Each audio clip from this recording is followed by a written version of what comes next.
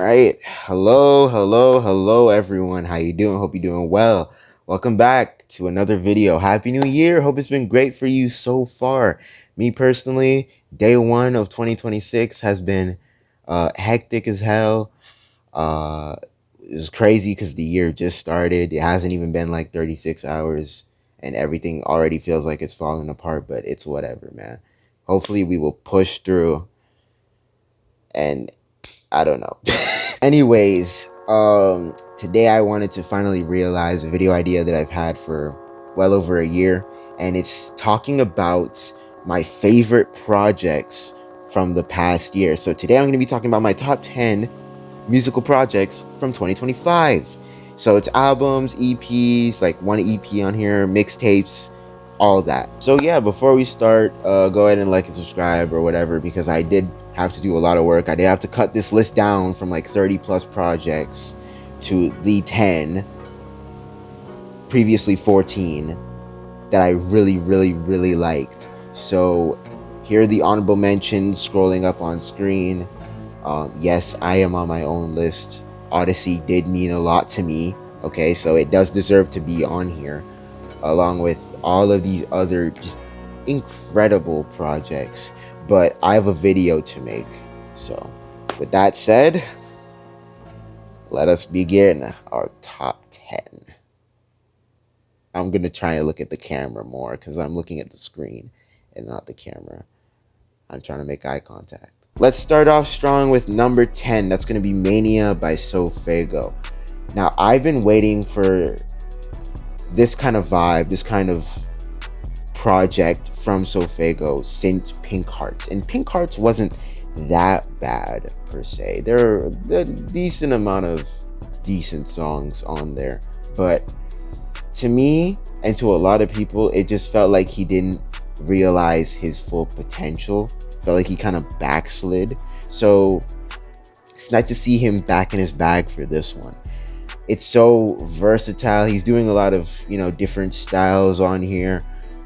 But you can hear that he doesn't sacrifice what made him well renowned and sought after as a rapper from the start, from the beginning, from when he was, just blowing up like in 2020 or 2021. I don't know how. I personally don't really know how long he's been making music for.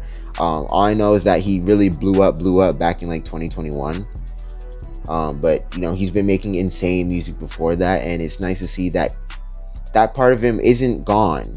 I personally feel like Fego really deserves this win because he has had to go through, label issues. I don't know exactly what's happening on that side of things, but he has worked on 2 separate projects throughout this time period of like 2 or 3 years, and they both leaked. So he deserves this, man. This is definitely gonna, push him up in the mainstream, because I still think he's pretty mainstream. He was just kind of on a low before this project, but this is definitely gonna take him back up to where he was previously. All right, number 9 is gonna be Don't Tap the Glass by Tyler, the Creator. I love this project, and it's Tyler, so I expected to like it from the get-go, but I didn't expect to love it this much. It's just a vibe, man. Every time I play this album, I have to just get up and hit a little jig, like do a little shimmy in my kitchen, and that's just what you have to do. All right, because this is a project where it's just a dance album. It's just a dance album. You have to dance to it. It's just vibes, and it's good to see an album of this scale and like this popularity, I guess, not take itself too seriously. Nothing's wrong with you as an artist making a project that is like passionate and means a lot and has a message throughout. Nothing's wrong with that, but it's good to have an album that just doesn't do that, but it's still really good, and it's just there for you to just be present, be in the moment, throw your cares aside, and just dance. Just dance your problems away and sweat profusely. Thank you for making me sweat profusely. Oh, God.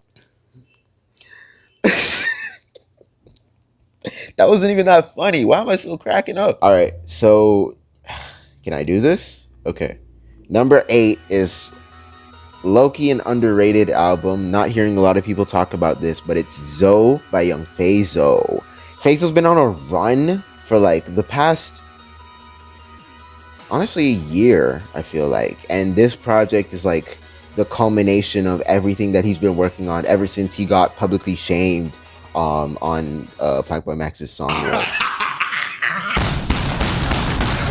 He's really locked in with like a specific set of producers. Especially for this project, he was locked in with like Ginseng, Misogi,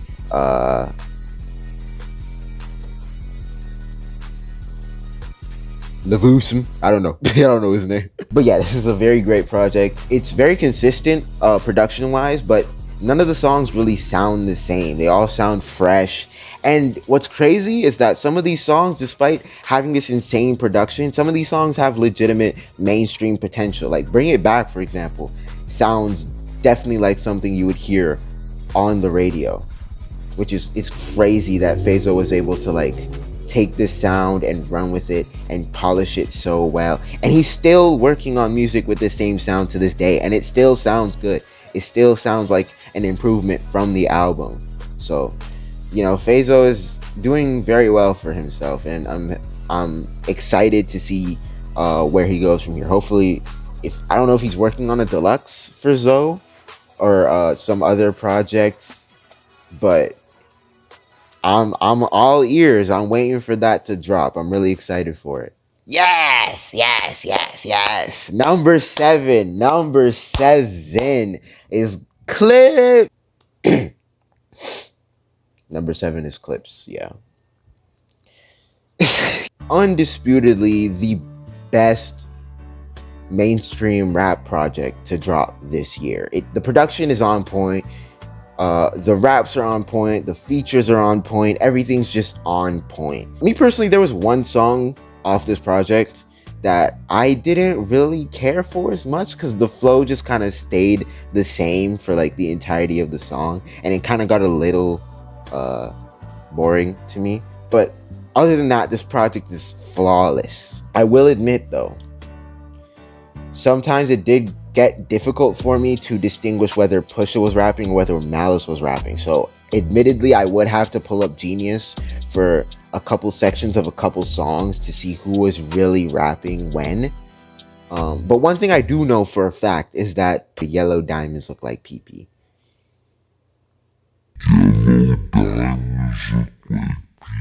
Number 6 is gonna be Black British Music by Jim Legacy.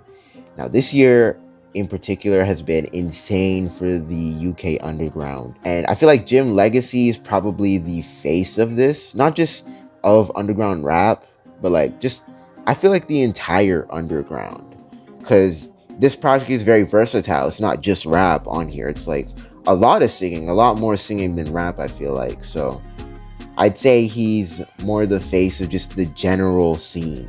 This project is amazing. I specifically remember like getting in my feels listening to Dexter's Phone Call. That was like definitely a highlight of this project. Mixtape, it's a mixtape. So yeah, I really enjoyed it. If this is the talent coming out of the UK compared to like America, which is like 100 million times bigger, if we're getting this level of music from the UK, as small as it is, I'm excited. I'm overjoyed. I'm anticipating the future of the UK underground for 2026, because the future is honestly looking really bright for them, for the scene. All right, number 5 is going to be Strung Out Symphony by Alden. This is personally my favorite alternative rock project to drop this year. It talks about many topics, really: depression, heartbreak, various negative emotions, drugs, and such.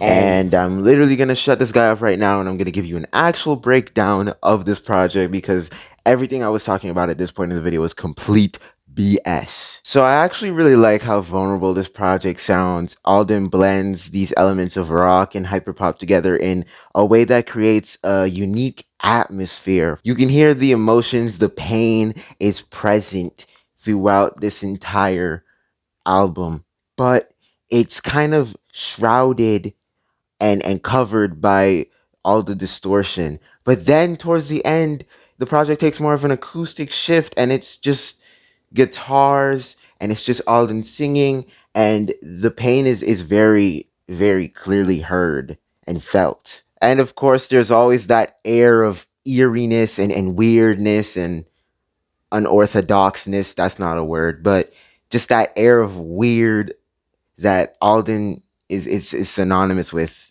and it's pretty much clear throughout like everything that he does. I mean, you can literally see it in the music video. Like, you're using your eyes, right? This is weird. This is weird as hell. But if you're into that, like me, this is definitely the project for you. Number 4 is gonna be Half Blood by Slayer. Lord. The passion that he puts into his music, ever since I got into him when he dropped Set in Stone, I was like, this is music. This is passion music. You can tell he really cares about his craft. And especially this album, you can really hear the passion on this. Also, the transitions are peak. He screwed up the transition though, from like the last song, from like The Sky, I think it was, to Set in Stone. He screwed that up because in the music video it sounded seamless, but like on the album it kind of fades out before it gets to Set in Stone, which is like that kind of pissed me off a little bit. But other than that, this album is amazing. It sounds like very polished, but still very raw in terms of like how underground sounding it sounds at the same time. Like, does that make any sense? Definitely go check this out if you get the chance. If you love underground rap, this is the album to keep your eyes on, to listen to right now. This is definitely gonna be the blueprint, or it already is the blueprint for blueprint. I can't speak English. It already is the blueprint for like a bunch of underground projects that have dropped and probably will drop in like the coming days, weeks, months, and such. So, okay. Number 3 is Postgrad by 7 Forever. I would honestly put this at number 1. But I like the album that's already at number 1, like slightly more. But this is the best EP. I think he's dropped 2 other projects this year as well. Flesh, Death, and Amen. Check those out as well, all right? Because they're definitely on the level of Postgrad. I could just put 7 as number 3 artist on this list. What do I even say about this album, man? Like, it genuinely left me speechless. I've never listened to an entire project in its entirety before and cried the entire way through. It's usually like one song or like a couple songs off a project, but never the entire thing. And this was the first time that I had done that, because this project just speaks to me. Struggling with college, like trying to get a job, like employment, like social issues, relationships, struggling with putting my faith in God. That kind of stuff is very much talked about on not just this project, but throughout Seven's entire discography. The music just sounds so raw and unfiltered and passionate. The vocal layers on this project in particular, because Seven's like a really, really good singer, and this project really brings that out with just all the various vocal harmonies. It's just peak. This is the one album that you need to check out. You need to listen to this. If there's any album that you need to listen to that I've talked about in this video, it's this one. Listen to 7 Forever Postgrad. Listen to his entire discography, all of his music, because it's just that good. All right, still trying to recover from that last one. All right, cut me some slack here. But number 2 is gonna be Revenge Seekers by Jane Remover. This album has one of my most played songs of the year on it, in Dancing with Your Eyes Closed, because it's just, I don't even know how to explain the vibe that song, and by extension the entire album just brings. It's so maximalist. It sounds like everything is happening at the same time. But for me personally, I know a lot of people don't share this sentiment, so I can't speak for everyone, but I'll speak to myself personally. It doesn't get dull. because there's always something new that kind of pops out at you that you can just realize and appreciate. Especially if you go through Jane Remover's discography, you'll see like on this project, there's a lot of motifs. There's a lot of references to stuff from her earlier stuff, even like side projects that aren't under the Jane Remover name. Like she brings them all on here, and it's just like controlled chaos in a way. It's very organized chaos. And the fact that she made all of these songs, put them on this project, mixed them all, produced them, sang over them, rapped over them, did what she did vocally, and didn't master anything. Do you know how much balls you need to do that? I struggle with like mastering my music, because like I want my music to sound good in as many places as possible, right? So I stress about, oh, I have to like balance this kind of stuff, or oh, I have to make sure that these frequencies and these frequencies aren't overpowering each other and they sound consistent and everything sounds consistent and blah blah blah blah blah. This is no master. This is just she exports the final mix of the song and then just puts it out. Genuinely, Jane Remover is a talent, a force to be reckoned with. She has done so much under so many pseudonyms. She's made so much music that is like consistently good. That is just insane. Her trajectory. She's goated. I don't even understand how she did half the stuff she did. Alright, I'm gonna stop before I start glazing too much, and y'all see I'm tweaking. But this is definitely deserving of the number 2 spot. The number 1 project. Here we are. Are you guys excited?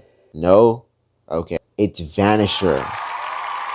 Horizon Scraper by Quedeco. This is not an album. This isn't just an album. This isn't just a collection of songs. This is literally art. This is cinema. This is a cinematic masterpiece that I can't even explain to you. I can't even find the words to like properly describe how this album makes me feel. And I can't do it justice with my words. So the main sediment, rock. The main sentiment that I will give in reference to this album for you is that you need to listen to this yourself. It may seem a bit daunting because a lot of these songs are on the longer side. There is a 6-minute intro, I'm pretty sure, and there's like an 8-minute song on here, and I'm pretty sure the outro is like, I don't know how long, but a lot of these songs are long, but it's definitely worth it because Quedeco makes these soundscapes, these beautiful soundscapes of every single song, and it just sounds beautiful when blended together. Hi, this is me after editing. I just wanted to pop in and to say the main reason why this album is at number 1 is not just because of how it sounds, but mainly the concept as well. I love how this album was crafted conceptually. Like everything is pretty much meticulous, and even certain creative decisions that were made in terms of like how certain songs sound and like the visuals and such, they were made with the best intentions in mind. I just really like this story. It's a good story. The movie's a good watch. Once again, watch the movie, or I don't think I'm gonna say that yet, but I'm gonna say it, and you should definitely watch the movie. Okay, back to the other guy. It's beautiful. Definitely check this album out. I promise you, it'll be one of the best musical experiences you will have in your life. You don't even have to say it's the best album you've ever heard. Just say that it is one of the best musical experiences you will ever expose yourself to.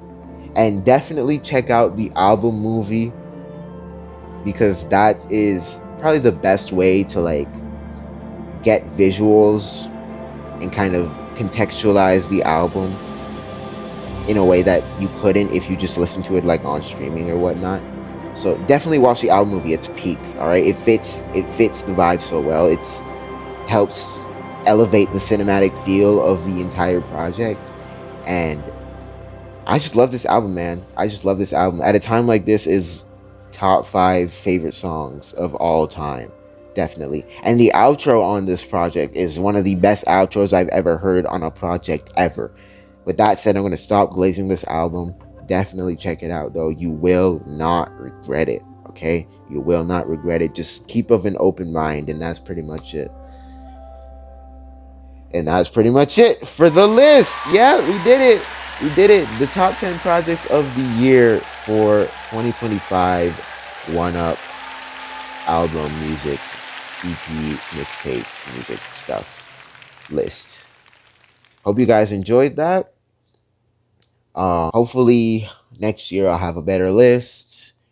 Hopefully I'll be better at kind of showing you guys the list, because I've been screwing up this entire video the whole time. I know it's kind of corny to ask for like likes and subs in like the big 26, but it really helps me out a lot.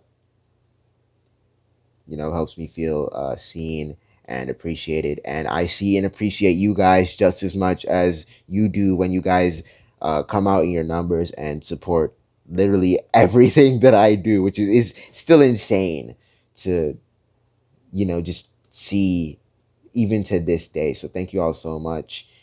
And hope you have a great year. Hope we have a great year. I have some insane experiences for you coming this year. Just give me some time to put everything together. And with all that being said, I'm wneup, and I'm out. Peace.